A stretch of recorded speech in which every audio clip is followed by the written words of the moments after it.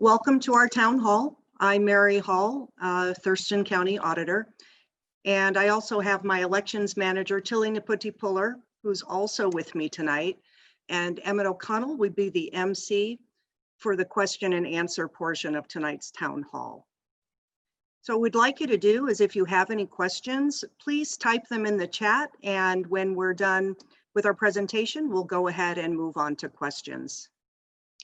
So 2020 is certainly one for the record books. You know, it really doesn't matter what side of the aisle you're on. This is an exciting election, and high turnout is great for our democracy. So keep it up, Thurston County. You know, we're experiencing record turnout. We're 8 days out from the election, and we are already at 55.73%, which is pretty amazing. So if you've turned your ballot in, thank you very much. If not, I'd like to ask why not? Because what a lot of people don't know is that once you return your ballot, you no longer get mail or phone calls. It's also really good for the environment because you don't get all those mail pieces. And it also makes election night results more complete because your vote will be in the first set of results.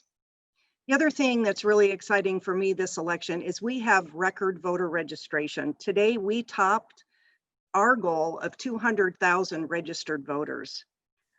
In fact, we're at 200,347 at close of business today. So that's pretty spectacular. We've now moved our goal. Our challenge to folks in Thurston County is talk to everybody that you know, ask them if they're registered to vote, talk to those young voters, make sure they registered. We would love to hit 205,000 registered voters.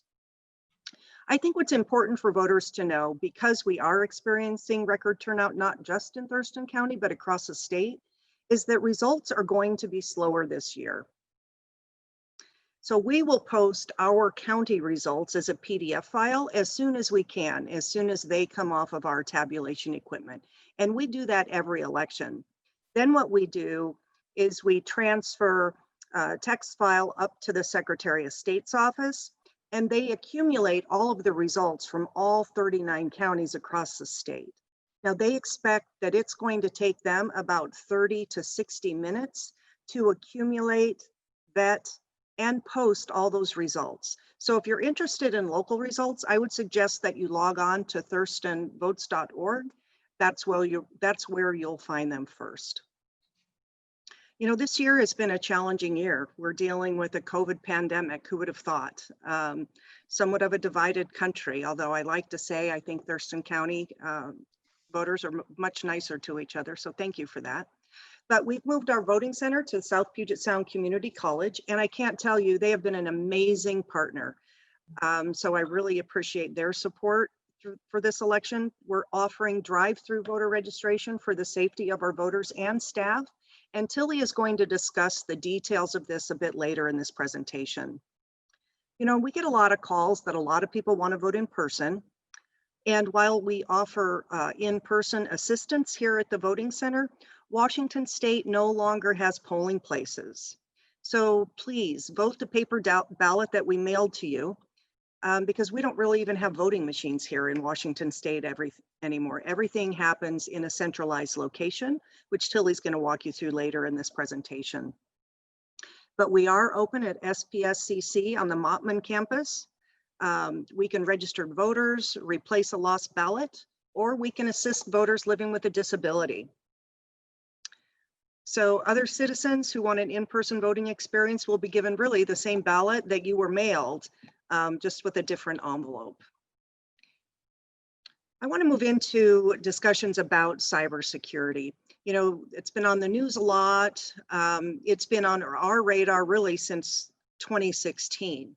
And elections was deemed critical infrastructure in 2017. And I think that really changed how we worked with our partners. And we have worked very closely with Department of Homeland Security, FBI, National Guard. So I want to tell you a little bit of the things we've done over the years building up to this election.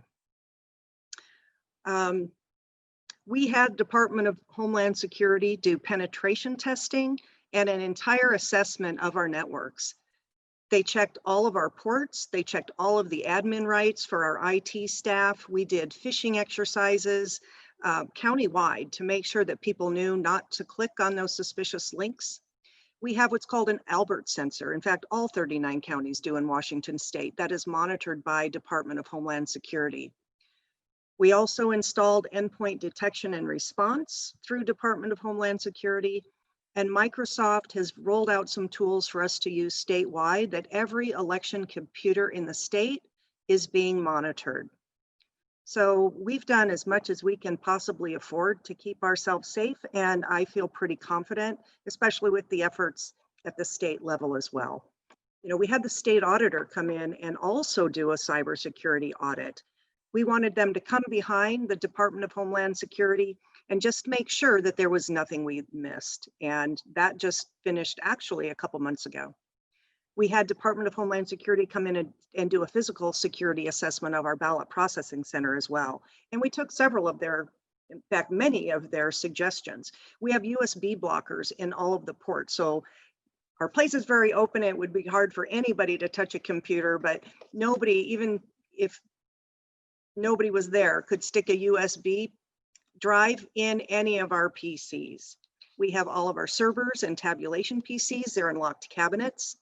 And we also installed a generator. So if we have a power outage, we can power both bays of our ballot processing center and stay operational for up to 21 days. So I'm going to go ahead and turn this over to my amazing elections manager, Tilly Naputi-Puller, and she is going to talk more about our drive-through voter services and what happens at our ballot processing center. Thank you, Auditor Hall. Good evening, everybody, and I hope that you can hear me. Again, my name is Tilly Puller. I'll drop the Naputi because I know that that's a very long name.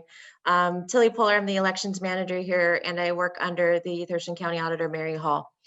As the auditor pointed out, we moved our voter registration service from the main courthouse in Building 1 out to the Mottman campus here at South Puget Sound Community College. It has been a partnership that any one jurisdiction can dream of. The college has been very helpful with us in opening their campus to us, and so we definitely applaud and we thank the college for partnering with us. Our drive-through voter services, when we started talking about this, we were in a meeting in April, similar to this environment, where the auditor challenged us. She asked us, you know, COVID isn't going to go away. So what do we do? What are some of the things that we can work on? So between April through the ending of June, my staff and I really did a lot of work to come up with a solution that can help serve the voters at the same time protecting the staff, protecting the auditor, protecting myself, and just ensuring that the voters are protected too. So if you were to come to our drive-through voter services, you would be served the same way you would be served if you were to come into our main office. You would drive into our vote center where there'd be a canopy, a tent that'd be waiting for you, where you would order your ballot. You get the opportunity to we'll get your name, we'll get your information, and we'll order a ballot for you. And then as you drive up our driveway, you would be able then to receive your ballot, all in the comforts of your own vehicle. We ask that you are masked up, and if you don't have a mask, we have masks provided that we will give to all the voters that come through our vote center. We're excited about this. I'm very proud to say that we're really one of the few, maybe the only one, and the auditor can say maybe not, but I believe we are. We're the only one that does have a drive-through voter services in this environment. So I'm very proud of all the efforts that we have done. Again, we're asking you to call ahead to order your replacement ballot so it could be waiting for you when you come to our facility. Again, the address is here at our Mottman campus at South Puget Sound Community College. Ballot processing center. So behind me, you'll see an image of our ballot processing center. And I like to show that to show the public what we've done in COVID, in this COVID environment. The picture behind me is my signature checking area out at our ballot processing center. You'll see that I have staff that is 6 feet of physical distancing from each other. You can't necessarily see the barriers or the plexiglass between them, but we have made every accommodation to ensure the safety of our staff and those that come to visit us. South Puget Sound has been great to us, not just for the college, but also for giving us the use of their vehicles. So if you happen to find yourself traveling around the county and you come across one of our 29 ballot boxes and you see a South Puget Sound van, that's us. That's us picking up your ballots and returning them to our ballot processing center. We are thankful for the college for giving us that opportunity to use those vans, because those vans allow for that 6 feet of physical distancing for 2 people in a vehicle. And those are some of the parameters that we have put in place in this election. More importantly, we're also looking at some of our shifts that we do out at the ballot processing center. We have broken our teams up into 2. Myself and my supervisor are not in a room together throughout the course of the election cycle. The auditor and our chief deputy, it's been since, I want to say March, since the 2 of them have been in a room together. We want to make sure that we will continue to function if for some reason we came in contact as being, in some environment of COVID, that our process is still the same. So we are shifting our staff up into multiple shifts, multiple teams to encourage to continue to process our ballots and get everything ready for you, the voter. We have masks, we have gloves, we have hand washing stations, both here at the ballot processing center and at our voting center. And so at all times you will be served with the best possible, idea in mind by safety and the safety of all of the voters and the public and our staff. I'm going to give it back to Mary to talk a little bit more about some of the other things that we do.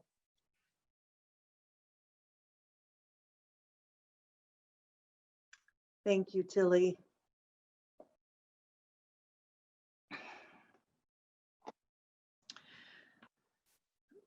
So the other thing I want to ensure that we talk about at our ballot processing center, we're very much in support of transparency of the process. And, typically every election, we have a lot of people come through and tour our ballot processing center, which is one of the favorite things for me. But unfortunately, in this COVID environment, that's been a little more difficult. But we still want to be very transparent. So we have ensured that we are live streaming everything that happens in our ballot processing center. And so you can log on to our website and really tune in and watch the entire process. But before you do that, I would encourage everybody to watch a short clip. We have a 4-minute video called Path of a Ballot. And that will kind of give you more of an idea of what the people are doing in this operation, because it is a big open warehouse facility. There aren't any secret rooms. Everything is done in the open, but it will help explain what everybody is doing. So I really encourage you to tune in. I want to talk a little bit about the national scene and all of the fake news and things we're hearing in social media. I mean, we have been targeted by a very heavy duty fake news campaign, and that has been confirmed by the Department of Homeland Security, the FBI, Center for Internet Security, and it's a campaign like never before. And disinformation can have a real impact on elections. People can make statements, even something as innocent as saying, oh, their voting centers close at 9 o'clock. No, they close at 8 p.m. But if that were to end up in a post out on social media, somebody could show up at 8 p.m. and our voting center would be closed. So that voter would be disenfranchised. So, we want to make sure that this doesn't happen, because that's what could call the integrity of this election into question.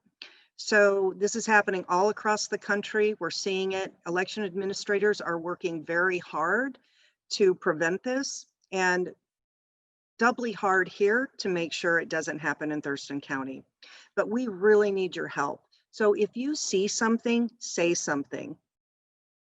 If you see it on Facebook, on Twitter, on YouTube, and it looks like it's disinformation or just doesn't seem right, please email us. We have actually set up a special email account. It's disinfo@co.thurston.wa.us. And Emmett is going to go ahead and paste that in the chat so you can copy that.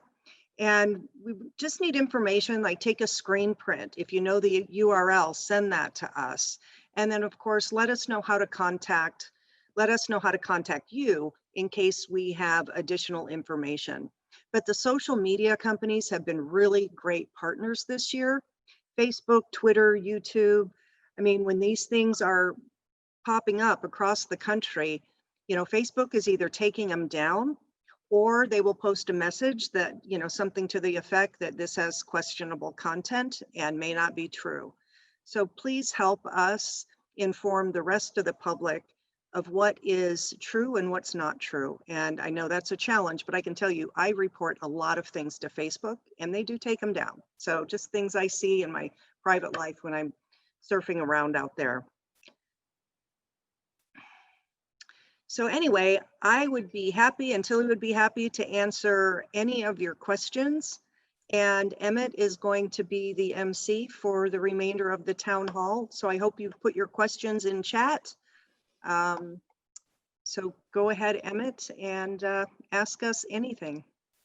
So the first question we got came in this morning, and they wanted to know that that they changed their mind about how they wanted to vote after they turned in their ballot. Is it possible after they dropped their ballot in the drop box to change their vote? It depends. Tilly, I'm going to let you take this one since you're out there every day. Thank you.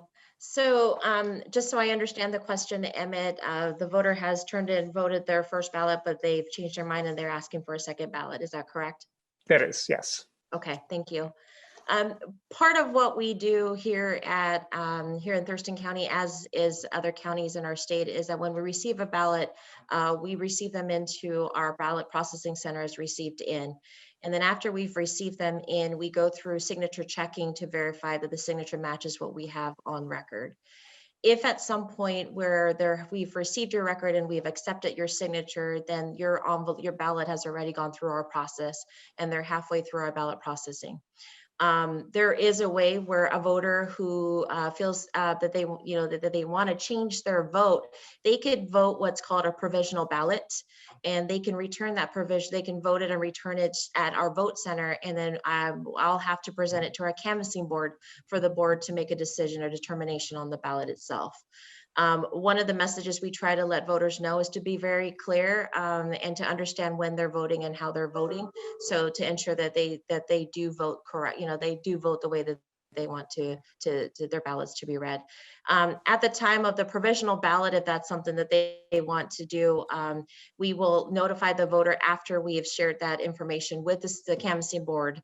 And the canvassing board consists of our auditor, Mary Hall, our prosecuting attorney, and the chair of the Board of County Commissioners. So they would ultimately make a decision on what we would do, disposition of that provisional ballot. Mary, do you have anything else to add?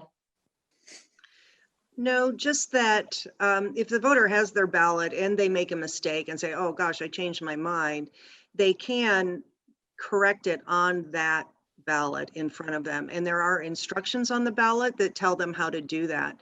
So essentially you just draw a line through the candidate's name and then vote the other candidate you wanted to vote for. It's explained in the instructions, and it's very important to, follow those instructions. But we are a voter intent state.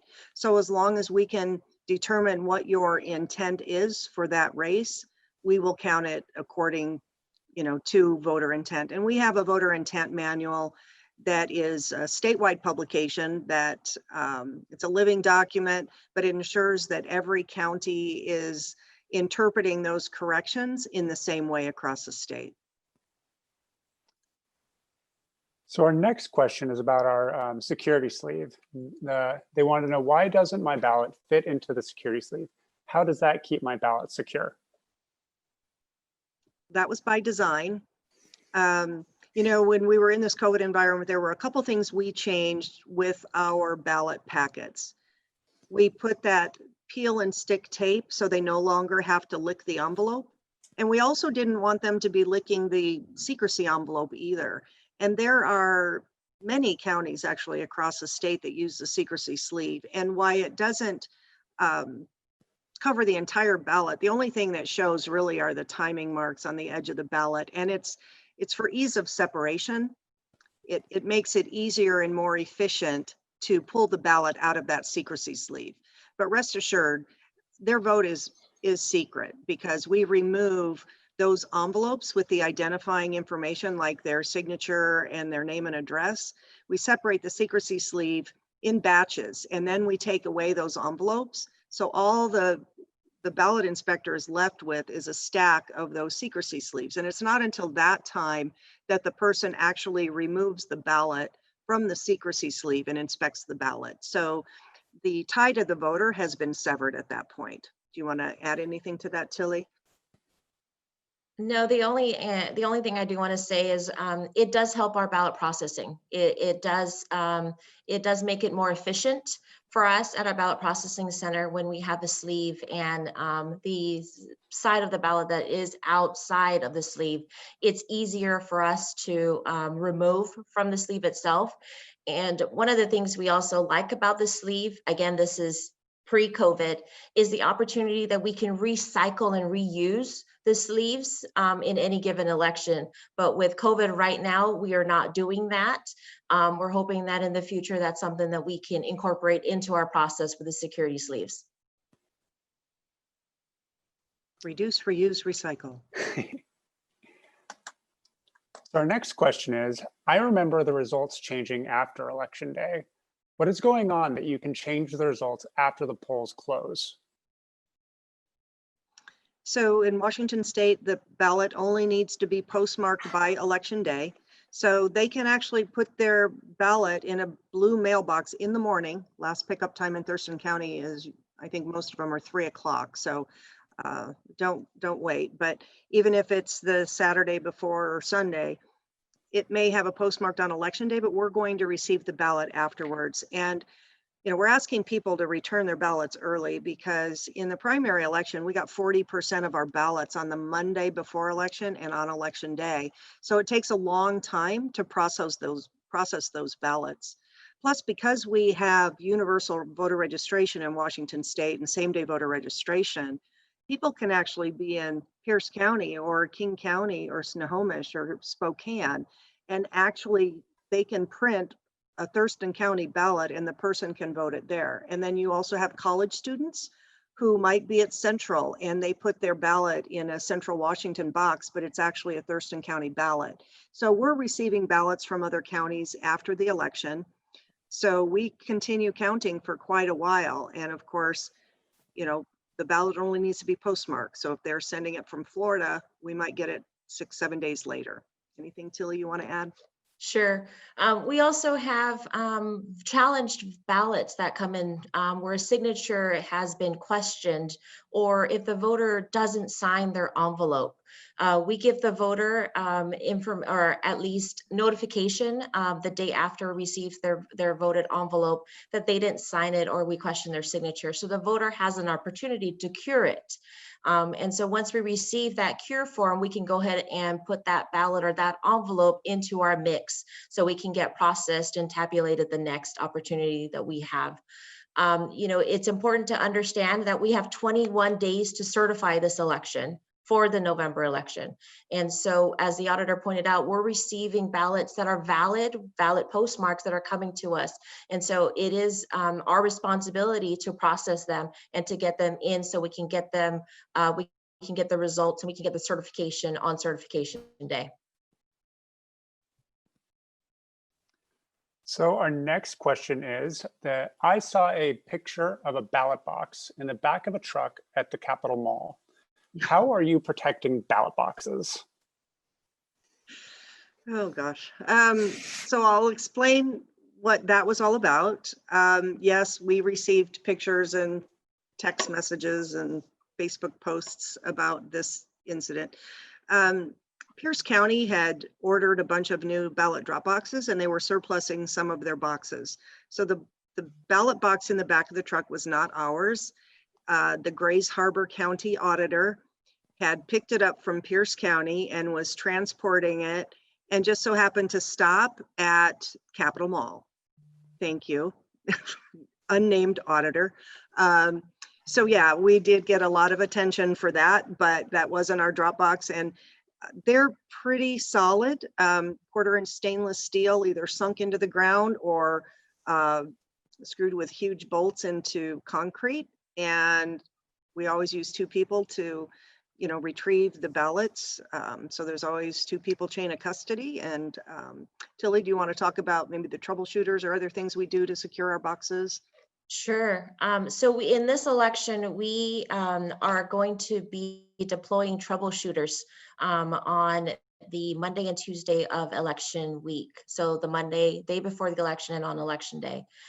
Similar to poll site environments that the auditor and I are familiar with, we used to deploy what we call poll site coordinators throughout the county on election day to assist us in helping our poll sites with whatever questions or needs that they have. Similar content, we are doing the same thing with the Dropbox troubleshooters this election. We will be deploying them out. They would be going out to each box. They'll make sure that, you know, the box is readily accessible to any voter, and that it's ready for the voters. And then they'll be monitoring the collection to make sure that we don't have a box out there that is full, or that if the voters having a hard time depositing their ballots in. My team goes out daily to the drop boxes. Again, we have 29 ballot boxes here in Thurston County. They go out daily to retrieve ballots for the next day to prepare for receiving more the next day. On election day, my team goes out 5-6 times a day to these locations, again, to make sure that the boxes themselves are ready to receive more ballots that come in on election day. So we're ready, and you'll be seeing our troubleshooters out there throughout the course of the election time.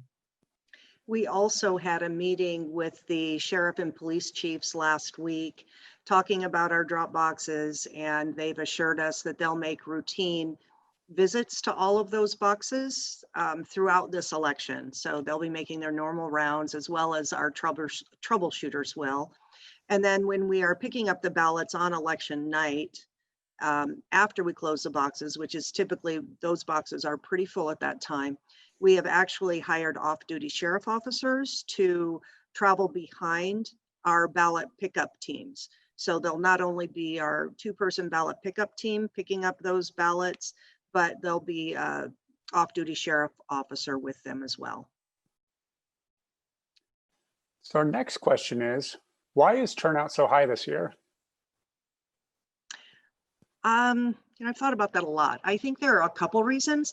I think early on when we were, you know, hearing about issues with the post office, you know, Tilly and I sat down and put our heads together and talked about mailing our ballots early. So we actually mailed our ballots 6 days early. And of course, there are pros and cons with that. You end up issuing more replacement ballots because people move in the interim and you have to pull your file pretty early. But I think as a result of that, people were really anxious to vote early. And I think a lot of that is due to some of the national attention.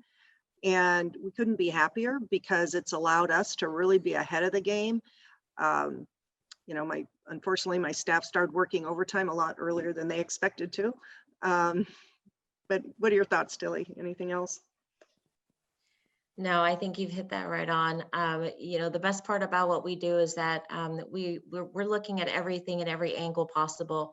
And when we started planning this out, we had a lot of opportunities in the beginning if we needed to make changes to the process.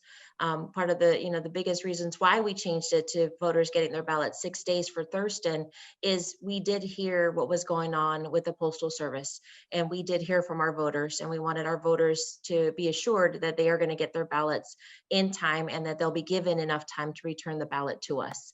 And so we hear you, Thurston County. We definitely are listening to what you're saying, and we're going to do everything possible to ensure that you get your ballots, or that you have a drop box or the Postal Service to return your ballot to us. So our next question is, I'm not registered to vote in Washington State. Is it too late to register? Tilly, I'll let you take this one. No, it's not too late to register. If you're registering for the first time in the state of Washington, one of the things that changed in the last couple of years is same-day voter registration. So anybody could come to our voting center, again, here at our Mottman campus at South Puget Sound Community College, and they can register even up to Election Day. Even up to 8 p.m. or right before 8 p.m. on election night, you have the ability to register and to get your ballot at that time. However, we encourage you to not wait. We encourage you not to wait until that Monday. We encourage you to come in into our voting center. We are open this Saturday, October 31st. Yes, it is Halloween, but we are encouraging you to come in to register to vote so you can get your ballot. Yeah, and I think it's really important for people to know not to wait until election day. You know, MIT put out a model for what we might expect with same-day voter registration this year. And, you know, if their model is correct, and we're actually tracking below it, which is good, but we could have very, very long lines on election day. So if people want to get in and get out, which is really the case right now, there might be a little wait, you know, 4 or 5 car wait, but we could have an hour or 2 long wait if people wait until election day. So I really encourage people. Now, today is the last day to register remotely, so they can still register online up until midnight tonight. After today, they have to register in person here at the voting center. So after tonight or after today, we are going to see longer lines because of that. So I would encourage people to get in as really as soon as possible and start talking to, you know, those young people around you, and, you know, tell them not to procrastinate, or they might find themselves in a big long line of cars that's going to be really hard to turn around out of. So we had a question come in from the chat. The question is, I work until 5 every day, Monday through Friday. Will you have hours outside of the work week and work days? Yes, we are going to be open Saturday. Is that 10 to 4, Tilly? Yes. Okay. And then Monday before election day, we'll be open until 6 p.m. And on election day, we're open until 8 p.m. So if you have an opportunity to use that Saturday window, I would really encourage you to do so. Our next question is, how do we know that the voting machines haven't been hacked? We do a tremendous amount of testing pre and post. I'll let Tilly go into the details on that. So this is a great question because we, the auditor and I, tend to have this question asked of us regularly. And one of the things we tell our voters, or those that are asking us the question, is this. And we say that, you know, voter registration or the elections itself has 2 separate functions or operations. One, we have voter registration, and then the second part, we have ballot processing. So out at our ballot processing centers, our tabulation systems are not tied to the internet, or not tied to the network whatsoever. So they are what's called, Mary's got a word for this. Air gapped. Air gap, there we go. It's air gapped. And so there at no time will there be any interactions or any connections between other computers in the county or anywhere else. In addition to that, you know, we do have a lot of testing that we do with our logic and accuracy testing with our systems. At any time that we're working on the machines or working with ballots, there's always teams of 2. So there's always 2 people that are in the presence of ballots, or live ballots as we call them. And we have cameras out at our ballot processing center that captures the images and captures all the activities that we do out there. The Secretary of State's office also does an official logic and accuracy test with us, whereas they come in and they take a results, that predetermined results, and they go through with us with our ballots, and we test our system for accuracy, our tabulation system, and then they certify that. And then at that point, my staff and I do not touch the machines until we're ready to start scanning ballots through on our tabulators. And then we also do a post-election audit where we will We have to do it after Election Day, but we'll take 3 precincts and we'll randomly select races, and we randomly select the precincts as well. And then we run the ballots through our tabulator. We print the results, and then we'll have a team actually hand count those ballots to ensure that the hand count matches the machine count. And that's done after Election Day. Our last question is, should I send my ballot in the mail? When is it too late to mail my ballot? Well, I really encourage people, you know, if it's the weekend, I would really encourage people to use a drop box. That's the most direct way to get their ballot to us. We have 21 drop boxes located throughout Thurston County, and you receive an insert with your ballot that lists all of those locations. We also have it on our website as well. If that's not convenient and you have a mailbox, you know, a block down the road from you, be sure to check the last pickup time. On the mailbox, it'll tell you the last pickup time on that day. And I think most last pickup times in Thurston County are about 3 o'clock. So if you put your ballot in that post office box after 5 or 3 or 4 or whatever, it may not get postmarked. So I think I misspoke. I think we have 29 drop boxes located across the county. So they're really convenient. So we really encourage you to use a drop box. And it's really painful because we have to check the postmarks if they come in a couple of days after Election Day. And it is so hard when you know the voter really intended to vote their ballot and get it in, and they just put it in after that last pickup time, and we legally cannot count that ballot. So it's real hard. And that was it for questions, unless anybody has something they want to put in the chat. All right. All right, well, this has been great. I'm really proud of all of Thurston County voters for getting your ballots in so early. I think unless other counties caught up to us, we're the largest county with the largest turnout. So we really appreciate that. We tend to get a lot of ballots returned on the Monday and Tuesday, and that really, the results aren't as meaningful. And if you have close races, it's really hard on the candidates because, you know, we have a lot of ballots. If it's 40%, that's going to be 80,000 ballots or more. So, you know, we're hoping to reach 65% turnout. I would love 70% turnout by Friday. So I really encourage all of you out there that still have your ballots, if your mind is made up, please vote it. And we've tried to make it as convenient as possible for all of you. So with that, I say thank you very much. We have awesome Thurston County voters. Anything you'd like to say, Tilly? No, I just want to say thank you for the opportunity to be a part of this, and thank you for those that have attended this with us. It's been good. That's right. And we're always willing to answer questions. We have elections@co.thurston.wa.us. You can always ask us questions there as well. So thank you very much and have a great evening. Bye.